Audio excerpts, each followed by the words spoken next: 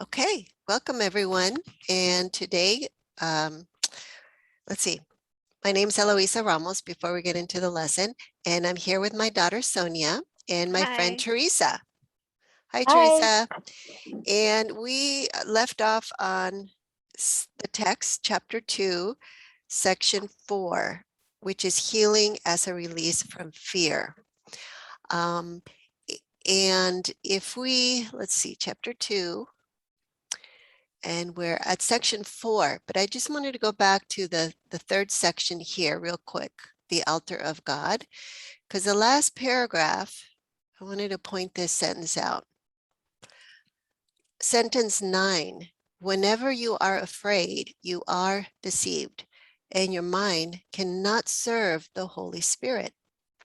Okay, and so now we go on to the section, the next section. Let me just go back, which is the, oops.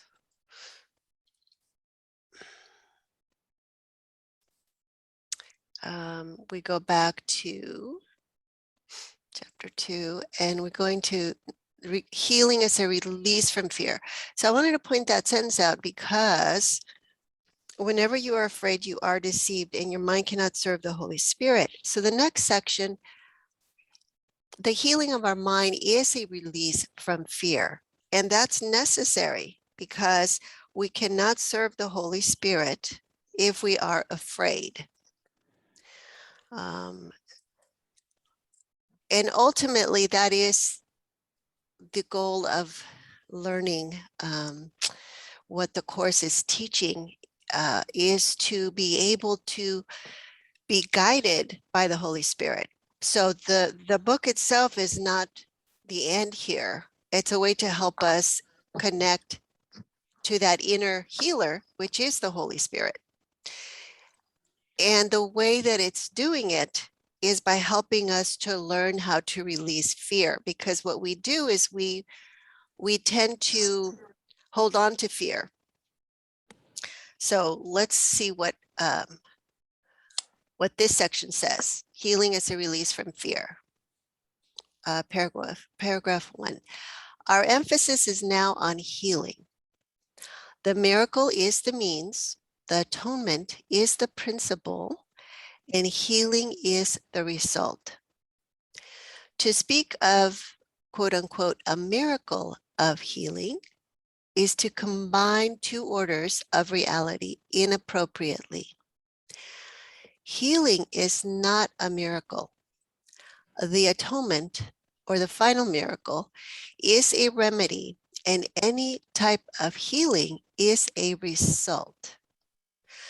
The kind of error to which atonement is applied is irrelevant. All healing is essentially the release from fear. To undertake this, you cannot be fearful yourself. You do not understand healing because of your own fear. Okay, so let's see if we can go through and make this more clear here. Okay, so this section is emphasizing healing. And healing, healing is the result. Okay, here it's number 2. It says the miracle is the means, the atonement is the principle, and healing is the result. So the miracle is really the recognition that we are one with God, who is love. That's the miracle, that when the mind recognizes that, and that's the source of the healing. The atonement is the principle. So the principle is the separation never happened. I am still one with my source. I have not left my source, and my source is love, and therefore so am I. And when my mind recognizes that, the result is healing. And it's healing, like it says in line 5, any type of healing. So when I work with EFT, emotional freedom techniques, we target specific symptoms. And because we target specific symptoms, we go back to the mind to see where the error is in our thinking, in our beliefs, in our assumptions, in our belief that we are separate and not one with God. Okay, so we work backwards because we're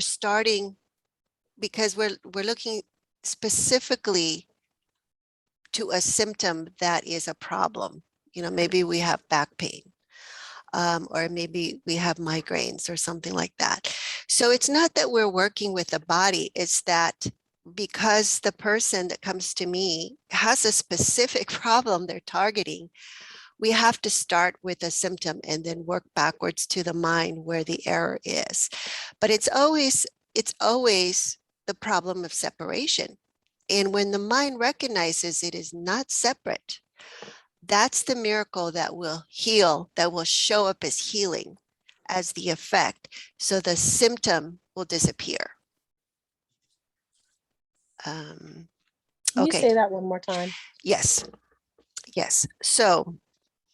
So we tend to think of the miracle as, oh my goodness, I had a migraine and now I don't, just like that. It's a miracle. Okay. But what it's telling us here is that the miracle is not the healing itself. Okay. That's the effect. The miracle is the cause, because that's in our mind. It's a healing of the mind that results in the release of the symptom, so we don't experience it anymore. But that's just a side effect of the healing that happened in our mind as the miracle, which is love, the source, God, love. Okay. And the principle is the atonement, is the recognition that the separation never happened. And so it entails a release of any guilt and any fear that was there from believing we were separate and bad or whatever, however we set up the problem. So the symptom is, so what I was saying about EFT is that we start with a symptom. Okay, Course in Miracles does not start with a symptom. Okay, because it recognizes that all the symptoms have the same underlying problem, which is a problem of separation. Okay, and so if we go into the mind and work at, where do I feel separate? Where have I not forgiven someone? Where am I making myself guilty? Where am I in conflict? And where is that showing up as fear? And in looking at that and giving that to the Holy Spirit to release, so that we can recognize, okay, I made all this up in my mind. I'm not guilty. I have no reason to be afraid. I can forgive. I can choose to forgive instead of, hold the grievance. So that process is the process of healing, because in that process, we are reversing the belief in separation, that we are this separate ego body. And we are identifying with what is true as far as our creation by God, who is love. And so when we recognize that, the mind heals, because the mind that is sick, that is projecting the symptom of sickness in the body somewhere, or maybe it's mental illness, either way, that projection is coming from the belief system that is in error. Yeah. But what I was saying is that, and that's why, the Course says, well, you offer healing, and whether the symptom releases or not, that's like almost irrelevant, because the healing has been offered, and it is received, even if it's not received immediately. even if it takes time for the person to receive it. Okay, because all miracles heal. The only distinction I wanted to make that was that with the Course in Miracles, sometimes the particular problem that's showing up as, say, physical pain will release like that, and sometimes it won't. Okay. And so what I was saying is that with EFT, we try to target the specific symptom, and we try to go into the mind for that specific error that is bringing about that specific symptom.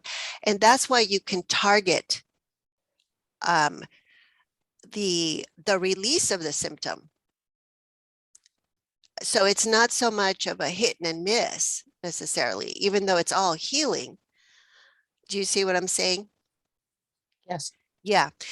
But with EFT, you have to start with the symptom and work backwards to the mind, because the symptom itself is a representation of what the mind is thinking. That's the error. And we kind of use it as an analogy. It's the same way that we would use any problem in the world that shows up for us. We would look at it and say, well, okay, what's the lesson here? What is my mind not learning that is showing up as an opportunity here for me to learn? Because, you know, a lot of the problems can be very frustrating and painful to us, and we suffer for it. And so if we can use all of that as feedback to go back to our thinking, look at the error, give it to the Holy Spirit, and release it, then we will no longer perceive the problem that was there, because the problem itself was the projection of our thinking, which made it up. And so that's what it's saying, is that the result, healing, in number 4, is not a miracle. That's the result of the healing of the mind. So the symptom, we tend to associate healing with the symptom disappearing, the problem disappearing. Okay, but it's saying, okay, that's not the miracle, that's the effect of the miracle. And so that's why in number 3, it says to speak of a miracle of healing is to combine 2 orders of reality inappropriately.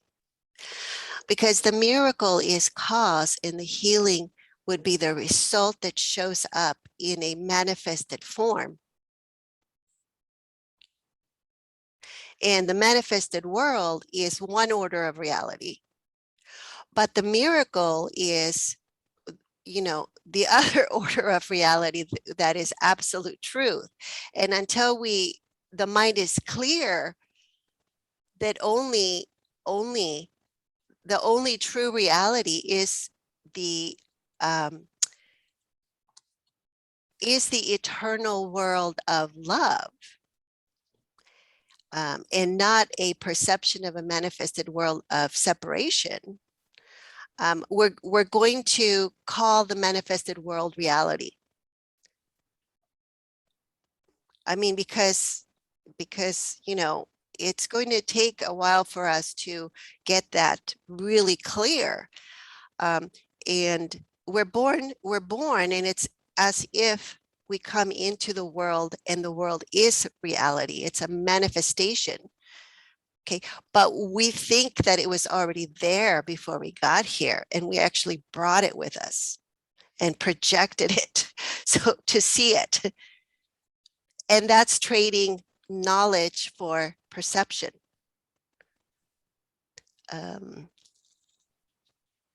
Okay.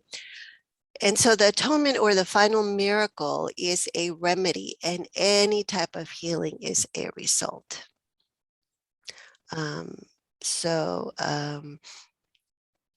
Yeah, so we want to get back to the cause in the mind, where the mind is feeling like I am separate, and I believe I'm separate, and that's what I'm going to perceive. I'm going to perceive myself as a separate self, as a body, as an ego, and you too. until my mind accepts the atonement. And that's the final miracle, because that's the total healing of the mind.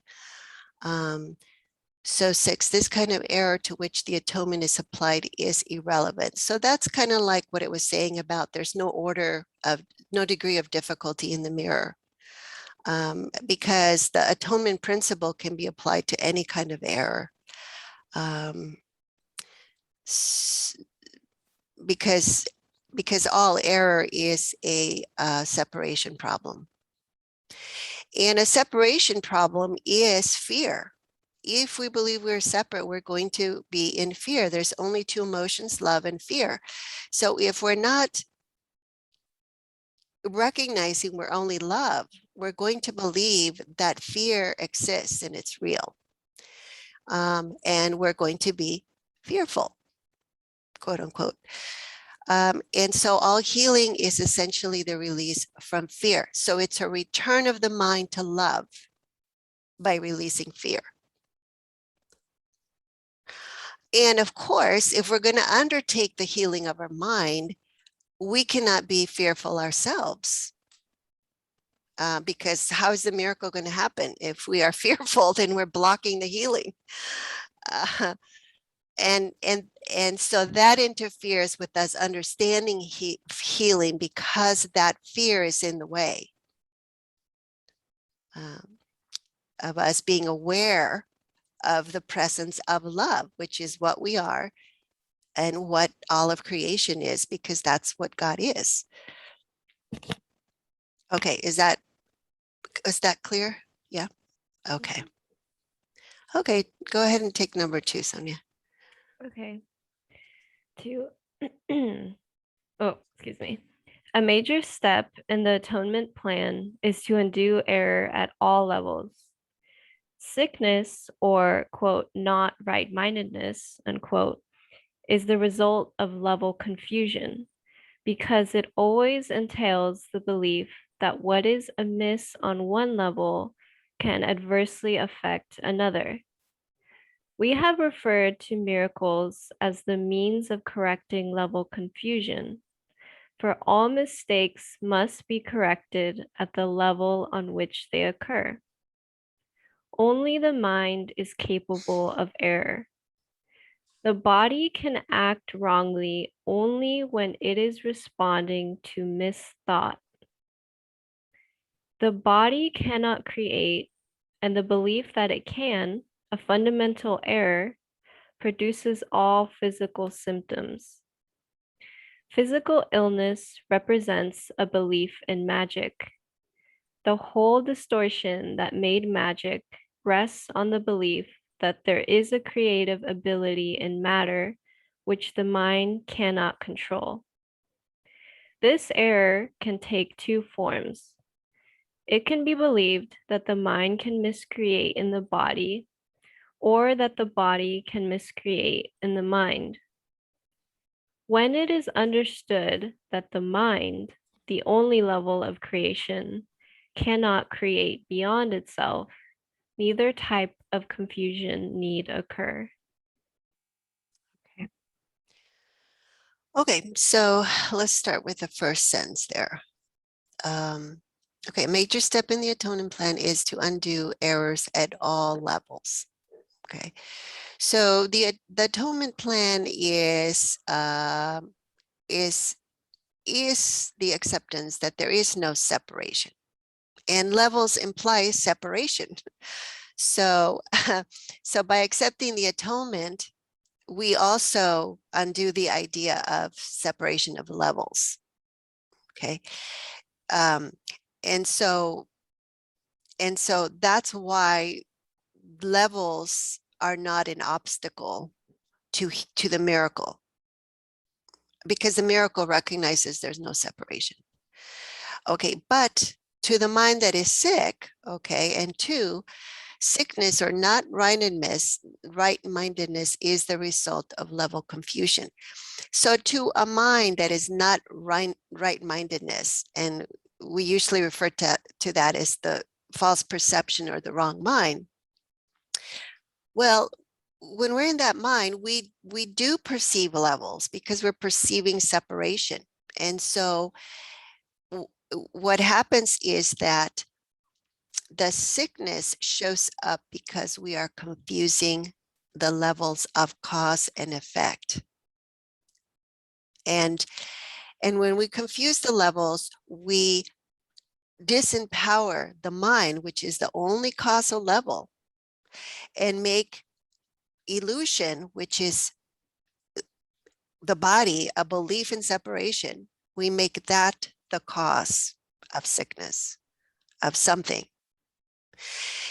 And so the level confusion always entails the belief that what is amiss on one level can adversely affect the other.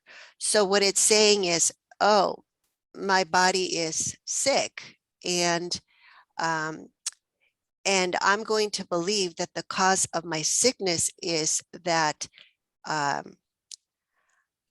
that I, maybe I, what's the word?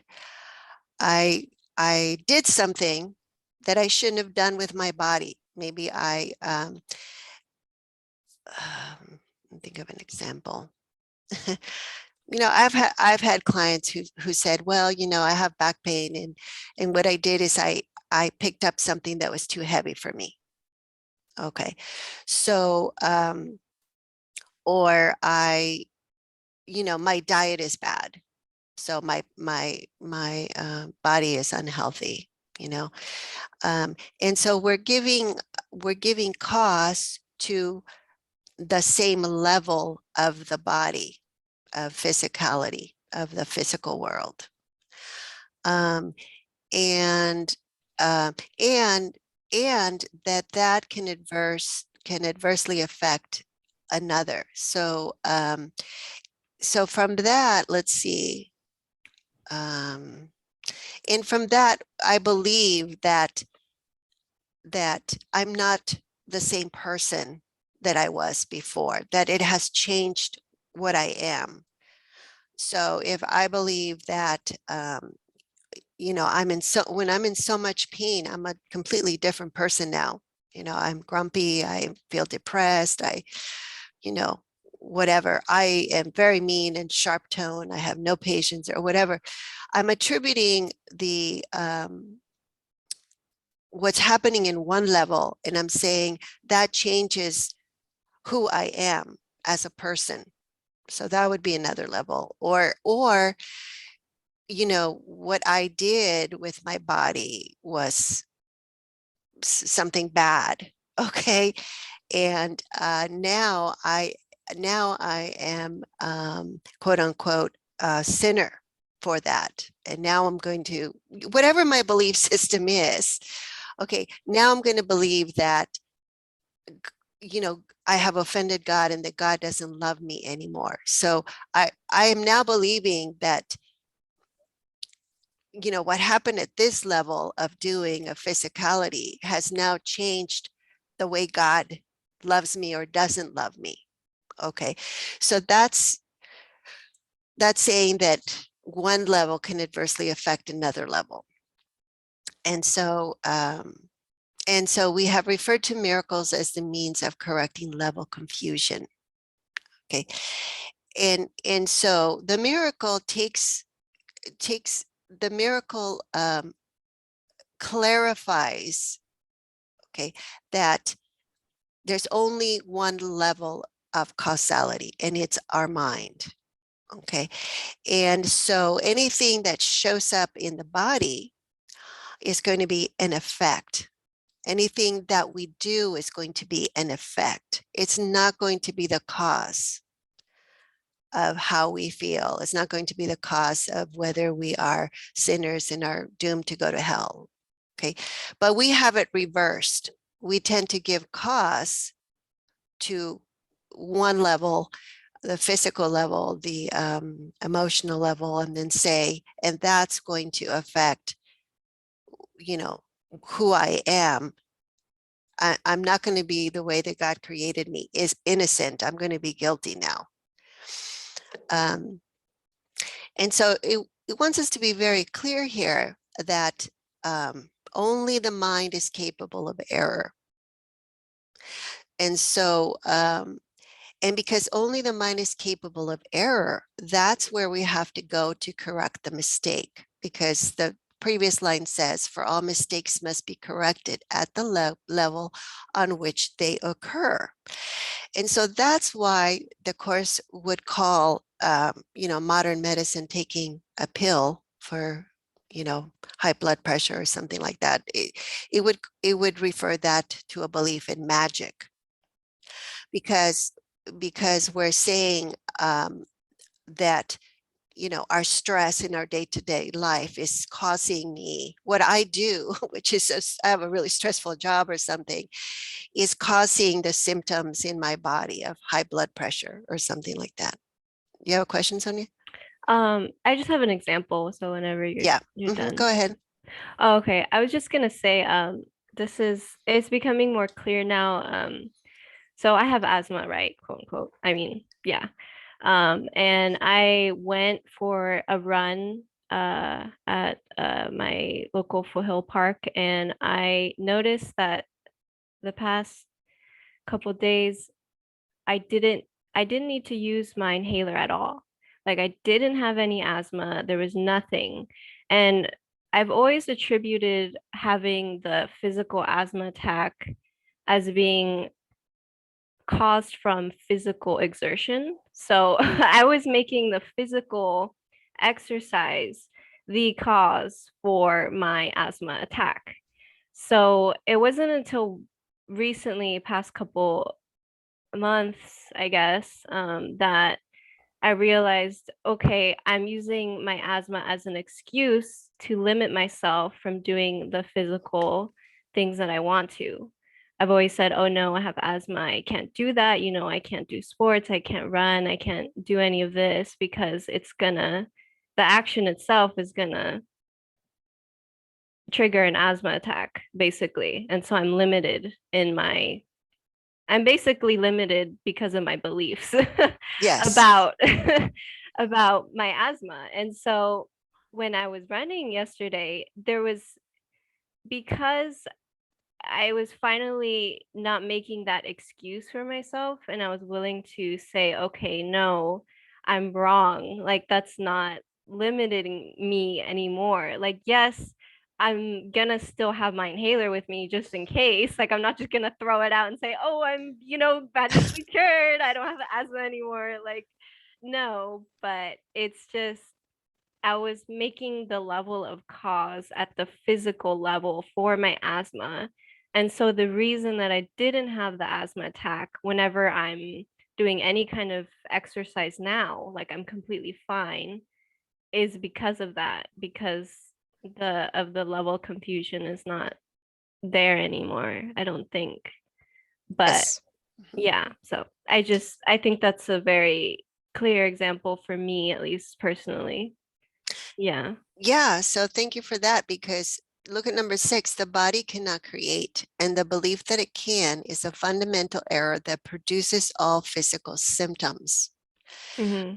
And usually we tend to think that the doer is the body. So you would say, well, I'm exercising, my body is exercising, so that is the cause of my asthma attack. Yeah. Mm-hmm. Yeah. Yeah. And so and so to correct that, we have to say, wait a minute, okay, the body cannot create. What I do cannot be causal. Okay. And unfortunately, that's the fundamental idea behind sin, because sin is about what we do or we don't do. Okay. And it's a really, really, really strong belief that's really hard to let go of. Let's see. So the body can act wrongly only when it is responding to misthought. So it's not saying, oh no, we don't do anything wrong. Yeah, the body can act wrongly. Okay. But it's only because the body takes instruction from our thoughts and misthoughts. In this case, the ego thoughts that are not true. but we believe they're true. And so number 7, physical illness represents a belief in magic, and it's level confusion. So one of the first things, that when I work with people is to notice where they are confusing the levels and see if we can correct that level confusion, to help them correct that. I mean, I can't do it for them, but I can help them, to release sort of the blocks that are in the way, so that they can, unreverse it. The whole distortion that made magic rests on the belief that there is a creative ability in matter, which the mind cannot control. And that's why when we're sick, we feel so powerless and helpless, because we've given all of that control to something that we consider to not be our mind. And we consider, and at that point, we're dissociated from the body. So we literally feel like the illness is, what's the word? Is happening to us. And so how are we going to release it if it's happening to us? We don't have control of it. So that's why it's really important to take responsibility as the mind that is causal, not to blame ourselves, but to undo this level of confusion so that, the symptoms can disappear, can be released. And then it talks about how the error here can take 2 forms. And it can be believed that the mind can miscreate in the body. Okay, so that's one of the reasons why we can be afraid of our own mind, because we think that the mind, if it's believing the wrong things, that it will make the body sick. Okay, so we want to work with the mind, but sometimes we're afraid of our mind. We're afraid of, believing the wrong thing. What if I believe the wrong thing and make myself sick? Okay, so so that's an error, because the mind cannot miscreate in the body, or that the body can miscreate in the mind, and so vice versa. So the effect, in other words, the body being the level of the effect, it cannot go backwards and be the cause and miscreate an effect in the mind. And so we don't have to be afraid of our mind if the mind cannot miscreate in the body. So when it is understood that the mind, the only level of creation, cannot create beyond itself, neither type of confusion needs occur. So the body is a reflection of our mind, but we tend to see it as separate from our mind. And so we tend to think that the world and the body is creation that is imperfect, and that the mind made it. But the mind creates only within itself, and then that gets reflected in the world as a belief in separation, or in the body as a belief in separation.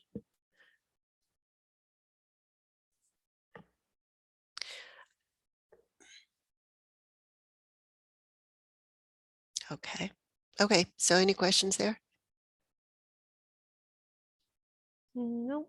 Okay, go ahead, Teresa, with number 3. Only the mind can create because spirit has already been created, and the body is a learning device for the mind. Learning devices are not lessons in themselves. Their purpose is merely to facilitate learning. The worst a faulty cause of a learning device can do is to fail to facilitate learning.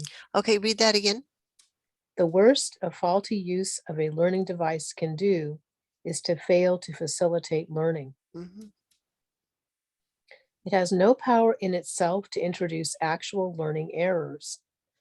The body, if properly understood, shares the invulnerability of the atonement to two-edged application. This is not because the body is a miracle, but because it is not inherently open to misinterpretation. The body is merely part of your experience in the physical world. Its abilities can be and frequently are over-evaluated. However, it is almost impossible to deny its existence in this world.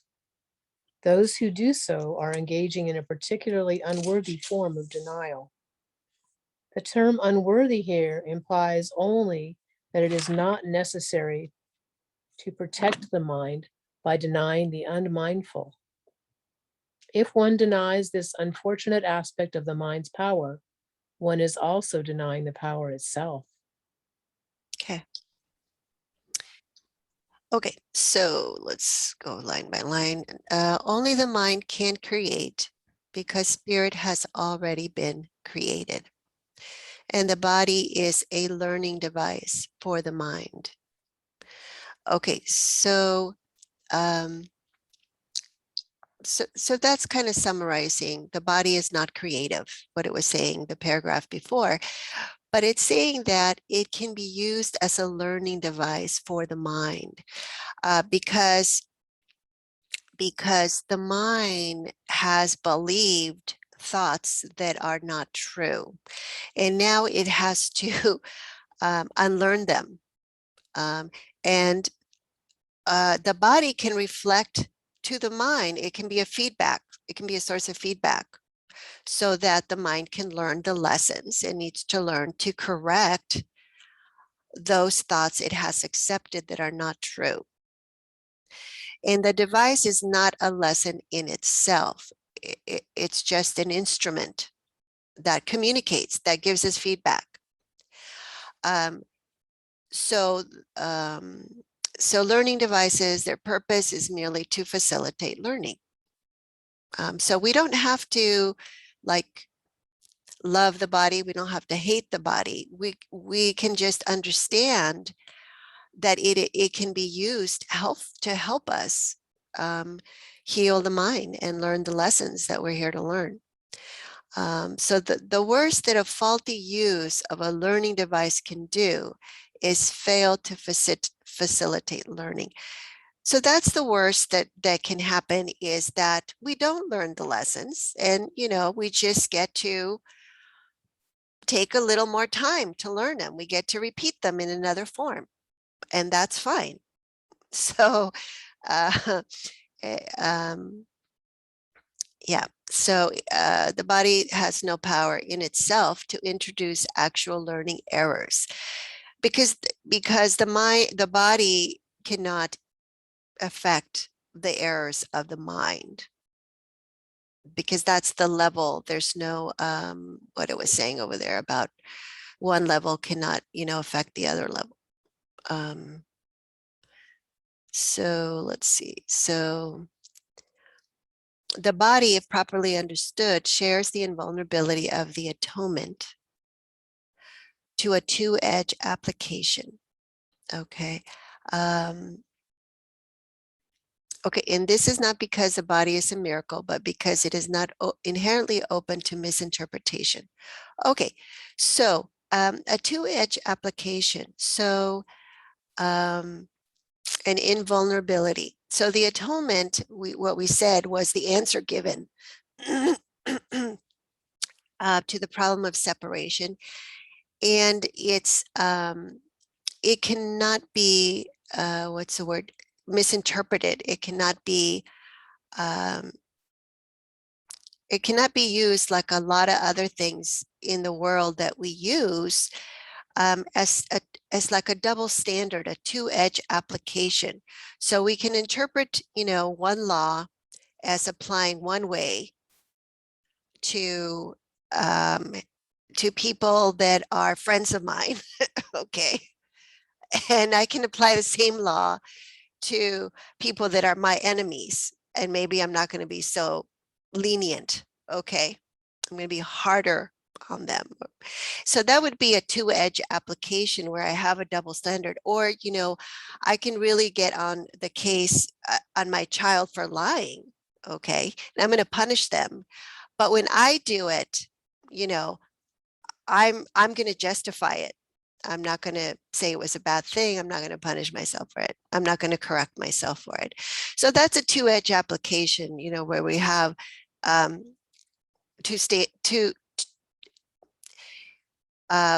we don't apply the idea equally, because we can interpret it differently. So and so what it's saying is that the body is also not inherently open to misinterpretation, because it is just part of our experience. So it's so I fall down and I hurt my knee. Okay, well, I'm having an experience of pain. Okay, and that's just my experience. I can't misinterpret that, because I'm the only one that's experiencing it. I can't say, well, your experience, well, when you fell down on your knee, your pain wasn't as bad as mine. Well, I can't, I mean, that would be pretty, absurd to do, because how do I know how you experienced it? There's no way for me. We experience things, you know, uh, personally and individually. So for that reason, I can't, you know, apply that double standard. We do try, but an experience is a personal thing. So the body is that way too, because it's not inherently open to misinterpretation. So its abilities can and are frequently overvaluated. So, a lot of us overestimate how much our body can handle. So we push our body really hard. Either we deprive it of sleep and we think, oh, I'll be fine tomorrow. I'm, just going to drink my coffee and, and, or I do an all-nighter to take my test and, oh yeah, no problem. And then I get to my test and I'm like, I can't think because I am so tired, so it backfires on us. So to over evaluate the abilities of the body is to believe that it doesn't have the limitations that it has, because it was made as a limited thing. And it is almost impossible to deny its existence in this world. So that's why, the Course teaches that we're not a body, but it's not telling us to deny what you experience. It's not saying that. It's saying that the experience is going to feel real, and because we are experiencing life as a physical experience, we can't deny that experience, only because we know that in truth we are mind and we're not a body. And that would be it refers to as an unworthy, that it's not necessary to protect the idea that the mind is the cause and the source of all of our experiences. Okay, we don't have to deny that what we are that we are experiencing it as a body to recognize that the mind is the cause. So in other words, we could, to study A Course in Miracles does not mean that we stop living in the world as, the character in the dream, the person, the body. We continue until we make the transition and we gently leave the body behind. So, so to try to deny that we are having a physical experience is an unfortunate aspect of the mind's power, but one is also denying the power itself. So the projection that the miscreation of the projection of the separation that we see as a body, as being a body, is part of the power that the mind has. I mean, it's a miscreative use of it, but we still can't deny the miscreations. Otherwise, we're also denying its power. It's like throwing the baby out with the bathwater. Yeah. So in other words, you know, it's saying I fell down and my knee hurts. Okay, well, I'm not going to deny that my knee hurts just because I'm saying I'm not a body, I'm not a body, I'm not a body. Okay, I have to deal with the experience instead of just trying to convince myself that I'm not having this experience. So it's not like when I'm not trying to hypnotize myself with, you know, the lessons that we have every day and deny the experience. I'm trying to be present with the experience and not deny it and go into the experience so I can work through the experience to get to the truth of what I am, which is the true self that is not the one that's suffering. So, so then, you know, the error can be corrected and the symptom, the pain can be released. Okay, so, okay, anything there, Teresa? Any questions with that? This is actually a section I think I'm going to have to go back over. Yes, it has a lot lot. in it. And it's the very, very foundation for healing. You know, if you take the time to go through it as many times as you really need to, you'll have a really good foundation on the miracle and healing. Because I'm still not sure of what line 6 in that paragraph. The body shares the invulnerability of the atonement to two-edged application. What is two-edged application again? It's a double standard. So Okay. so in other words, I can justify condemning you for whatever, okay, but I'm not going to do it to my best friend, you know, okay, or I'm not going to do it to myself. I'm going to justify attack, okay, however that shows up, whether it's just judgment or whether it's you know, excluding someone from your I don't know, your social gathering or whatever it is. And I'm going to justify it in some way and not justify it in another way. So I'm going to try to say that, yes, it's wrong to be excluded, okay, or it's wrong. You can pick just about any belief that you have that you believe is wrong. Oh, well, let's just look at the death sentence, okay? It's wrong to kill people, okay? Except when, then we have all these exceptions, and then we say, in this case, they deserve the death penalty, okay? So what we've done is we've just made the rule, the belief, it's, you know, it's wrong to kill people, and that should be punished. Oh, but that's not a universal law, okay? I can make exceptions here. Or the double-edged sword is going to be where I say, I condemn you for, let's see, for cheating on me. Okay. And then what happens is that later, I end up cheating on my taxes. Okay. And because I've condemned you for cheating, I'm going to have to condemn myself for cheating.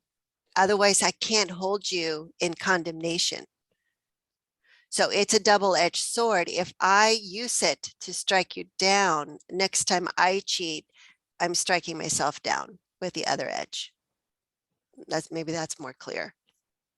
Yes. Yeah. Thank you. Yeah.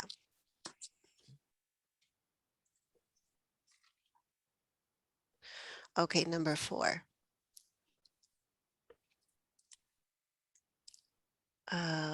Was it my turn, Teresa? Mhm. Okay. All material means that you accept as remedies for bodily ills are restatements of magic principles. This is the first step in believing that the body makes its own illness. It is a second misstep to attempt to heal it through non-creative agents. It does not follow, however, that the use of such agents for corrective purposes is evil. Sometimes the illness has a sufficiently strong hold over the mind to render a person temporarily inaccessible to the atonement. In this case, it may be wise to utilize a compromise approach to mind and body, in which something from the outside is temporarily given healing belief. This is because the last thing that can help the non-right-minded, or the sick, is an increase in fear. They are already in a fear-weakened state. If they are prematurely exposed to a miracle, they may be precipitated into panic. This is likely to occur when upside-down perception has induced the belief that miracles are frightening. Okay. Okay, so yeah, so if we accept, the means of remedies, like the vaccine, okay, for bodily ills, those are restatements of magic principles. It's not that they're bad, and we give them belief, and that's why they work for us, okay, because it's the power of our belief. And so if we're already very, very fearful, it says here that is what is needed in this case. It may be wise. It is a wise thing to do, to utilize this compromise approach to mind and body. And this is what we're doing. We're giving something outside temporary healing belief. And that's because ultimately healing is a release of fear. So even if the miracle would be helpful, if the person is afraid of the miracle, it's not going to be helpful. So so the best way to heal the person is not necessarily depending on, their state. If they're already in a fear-weakened state, they're not going to be in a position to accept the miracle necessarily. Let's see. And this is likely to occur when the upside down perception has induced the belief that miracles are frightening.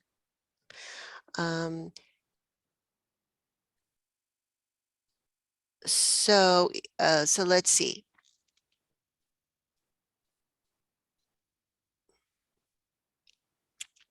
Yeah, so the first paragraph was talking about number 2. The first step is believing that the body can make its own illness. It's the belief that the body can be, creating things in itself.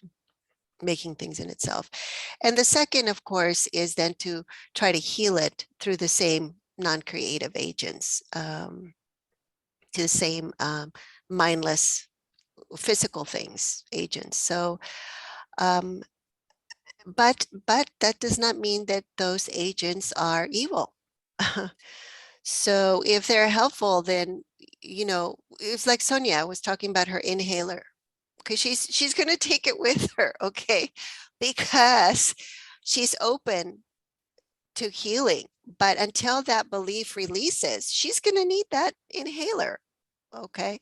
And and that's a good thing. That's something to be grateful for. It's not something um, to oppose. Do you see what I'm saying? Yeah.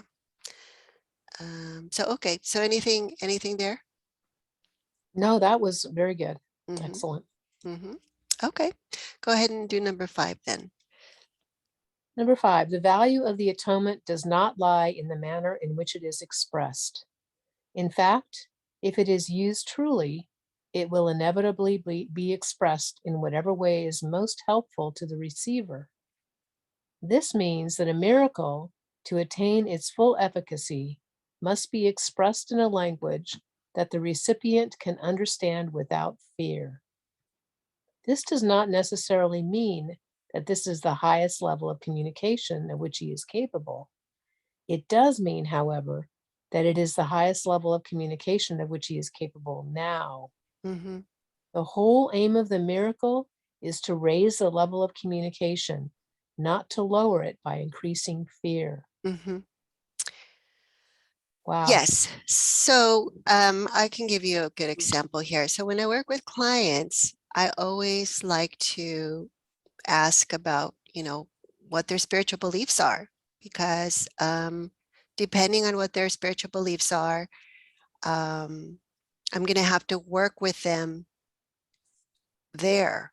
So I'm not going to be introducing Course in Miracles principles if if they believe they're atheists or something like that. So I because remember that the healing is the patient is the one that's healing his own mind. Okay. And so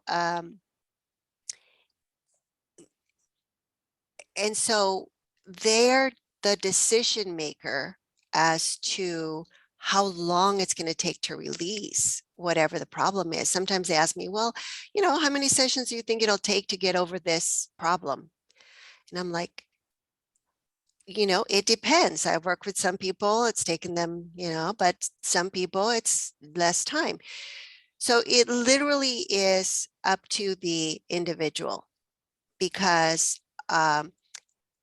they're going to be the ones that set the pace. I don't set the pace, because it's their mind that is holding the problem and holding the fear, and it has to go at a pace that's comfortable for them. And so it could take longer, because you can't release the fear. Let's see. So this means that a miracle, to attain its full efficacy, must be expressed in a language that the recipient can understand without fear. So they have to be able to relate, so they can see it differently. And that's called a reframing in EFT, so that they are able and willing to see that forgiving is in their best interest. And let's see. And and also that fear is not safety. Sometimes people hold on to fear as safety because we're used to that survival instinct. And we think, oh my God, if I let go of my fear, I'm not going to be protected. I'm not going to defend myself. I'm going to whatever. So yeah. So the value of the atonement does not lie in the manner in which it is expressed. And that's why there are a lot of ways that can be useful for people for healing. It doesn't have to be just one system, but it has to be something that, you know, it works for them, that they feel comfortable with. And that's the same thing for the studying of A Course in Miracles. You know, if you're not really drawn to it, and if you don't connect to it and are really willing to do the lessons, then it's not for you. And that's okay. There's something else there that's for you, because remember that it's one mind that is sick, and the healing, the end is not in question here. It's the means. Okay, so how are you going to get there? You're going to get there one way or another, and how long is it going to take you? Which is what the individual decision is. Other than that, it's the reason why the end is not up for question is because the mind, as created by God, cannot be changed. That's a belief. Okay, so with the levels, you know, the absolute truth of the reality of God and wholeness and eternity and infinity, that level is not a belief. It's not the level of belief. Okay, the level of belief is still part of the belief in separation, and all the lower levels, you know, whether it's emotional level, whether it's physical level, those levels are levels of change. You know, we can change beliefs, we can change how we feel, we can change what we do, we can change how we look, and none of those are eternal. And anything that happens there has no effect at all on eternity. And so the mind, when it wakes up, it recognizes nothing ever happened, because God did not create illusion. God did not create a mind that is sick. That's all part of the dream. Okay, so any questions there, Teresa? No, that's good. It's clear. Okay, so I think that's the end of the section. It is. Okay, good. Okay, so I think we can stop here, and then we'll pick up on the next section. Section 5, the function of the miracle worker. Okay, all right. Well, thanks for tuning in here, everyone, and we'll see you next time. Okay, bye, Teresa. Okay.